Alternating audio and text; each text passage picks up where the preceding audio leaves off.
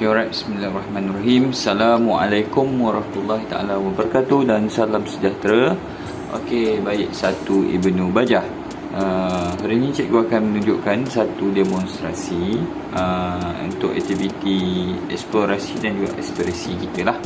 Okey, jadi cikgu akan tunjukkan macam mana kita nak buat berdasarkan tajuk kita, iaitu motif batik ataupun corak bebas, di mana awak akan mencari satu kain batik yang terpakai ataupun yang dah tak guna ataupun yang masih guna lagi. Okey, tak ada masalah. So daripada kain batik tu, contoh cikgu ada kain batik yang berwarna ungu ni, kalau awak nampak kat sini. Okey, so kain batik ni dia ada banyak corak. Ada corak yang ni di bahagian depan, kemudian ni di bahagian belakang dia lah. Dia ada banyak motif kan. So awak boleh pilih mana satu yang awak nak buat. So macam cikgu pilih yang ni lah.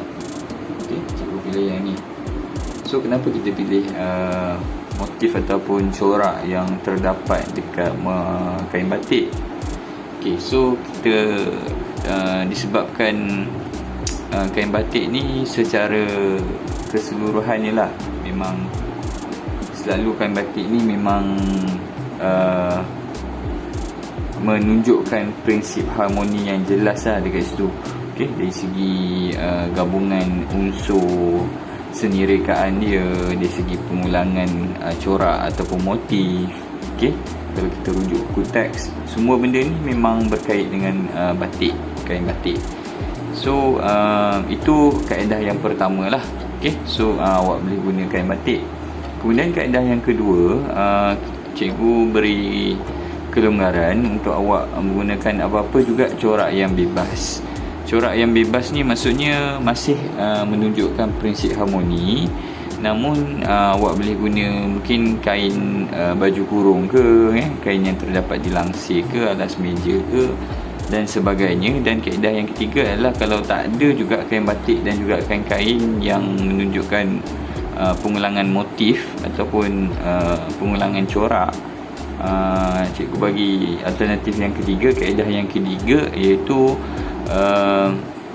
mencari dalam carian atas talian lah, ataupun kita menggunakan Google kan, Google Image kan. So awak pilihlah mana-mana corak batik yang awak rasa sesuai, awak boleh buat. Kemudian awak buat semula lah, maksudnya jadikan panduan. Mungkin kita close up satu corak tu, kemudian kita salin semula lah, ataupun awak lakar semula di atas kertas dan warnakan semula. Dan maksudnya kita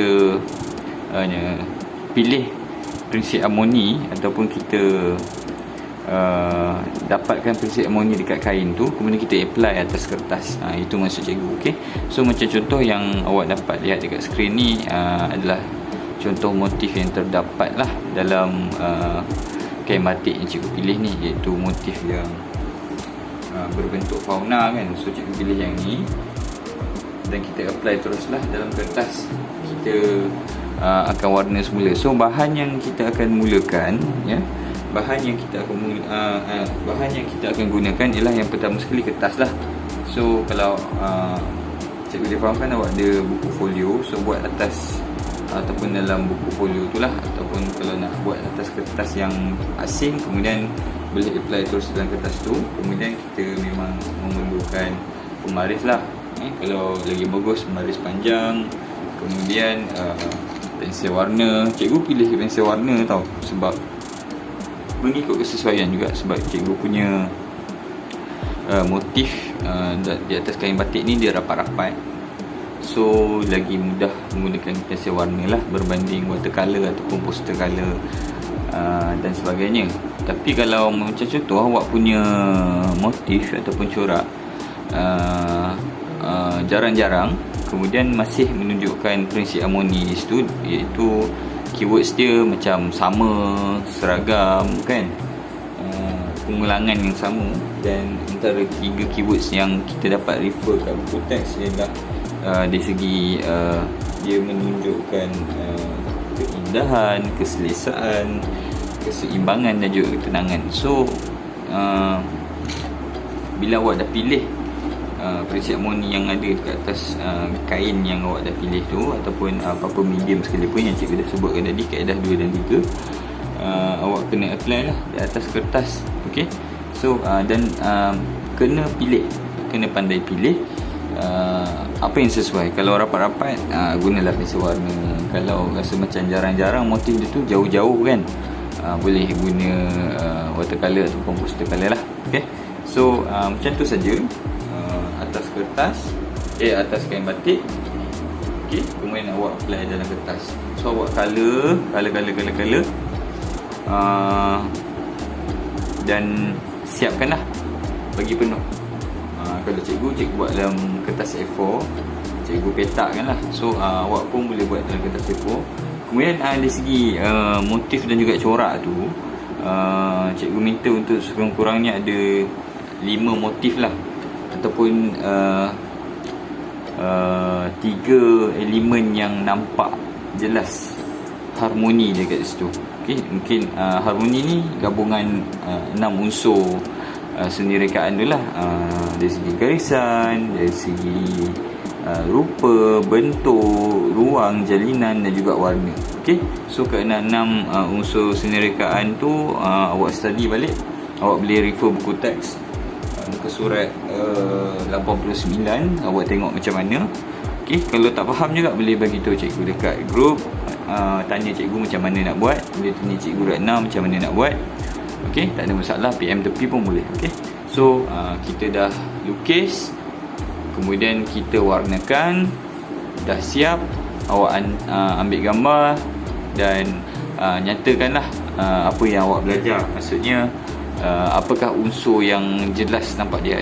Okay, so kalau macam cikgu, dari segi warna dan juga dari segi rupa lah, rupa organik yang nampak jelas, pengulangan dia dari situ, dari segi motif batik. Okay, so awak letak caption dekat situ. Nanti cikgu akan ajarlah macam mana awak nak buat.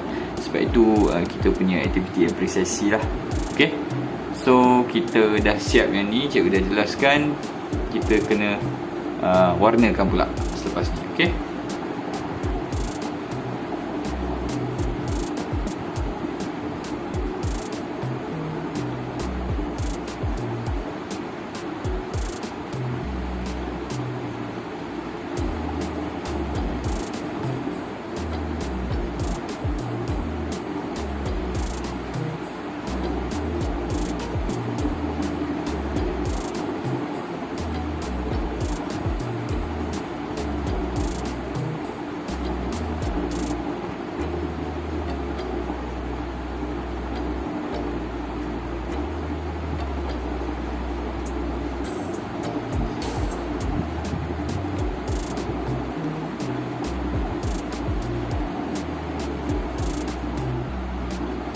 Okay, alright. So inilah hasilnya selepas kita dah buat lakaran dan juga kita warnakan motif batik ataupun aktiviti corak bebas kita lah untuk di bawah tajuk harmoni. Okay, so satu ini saja. Kalau ada apa-apa soalan boleh bertanya kepada cikgu. Okay, dan cikgu Ratna lah kalau ada apa-apa masalah, dan cikgu akan kongsikan video ini di dalam channel YouTube cikgu. Okay, okay, so selamat mencuba. Okay, so kalau ada apa-apa soalan macam cikgu cakap tadi, boleh bertanya di dalam grup kelas dalam Telegram lah, ataupun PM cikgu. Okay, so itu saja video demonstrasi cikgu. Okay, Assalamualaikum, salam sejahtera dan selamat mencuba.